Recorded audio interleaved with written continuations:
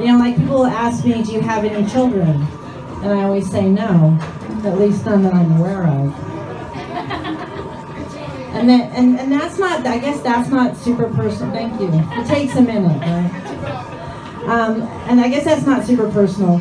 But then when I say I don't have kids, sometimes they'll say, why not? And I'm like, really? Because I don't ask you why you have kids, which is a much more rational question to ask, in my opinion. Right? Because there are all kinds of really reasonable reasons why people don't have kids, like an overuse of first world resources, for example.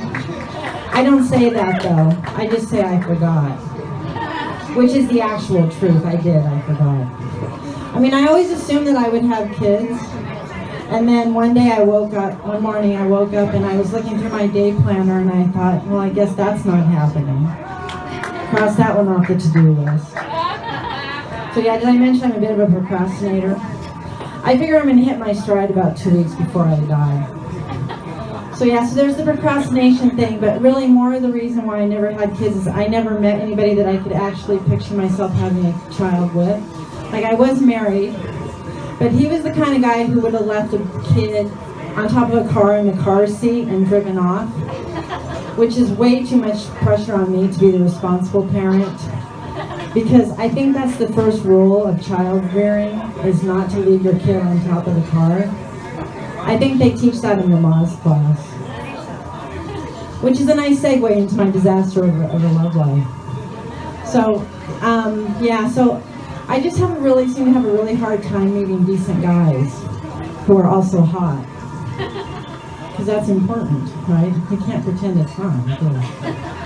And you know, I had a friend who asked me recently, he said something to the effect of, I'm wondering why it is that you seem to end up with guys who are not emotionally available. And it probably won't surprise you when I tell you that this friend is a therapist in Berkeley, California. My friends in Brooklyn just say, why do you keep dating assholes? So, yeah, I know I have to take personal responsibility for my choices, but to be fair, guys will trick you. Like, they say all these things. I think they think that the only way they're going to get a woman to put out is if they talk to you in future terms, like, relationship kind of terms, right? Which is kind of fair in one, but it's also kind of narcissistic if you think about it, because just because I want to fuck you does not mean you're good boyfriend material. So you guys need to separate that out. That's true. Think about it. So to be fair though, women, we can be difficult too. Like, one of the things, we tend to way overanalyze things, right? Especially when it comes to relationships. I was dating this guy and I was over at his place and he said, do we have any ice cream? I can't tell you how much I obsessed about his use of the pronoun we. We, do we have any ice cream? What does that mean? Are we in a relationship? I'm in his place, he said we. And he couldn't stop obsessing about whether there was ice cream. So that's the difference. It does lead to some good stories though. Like, I dated this French dude for a while. And it turns out that mixed relationships are really difficult.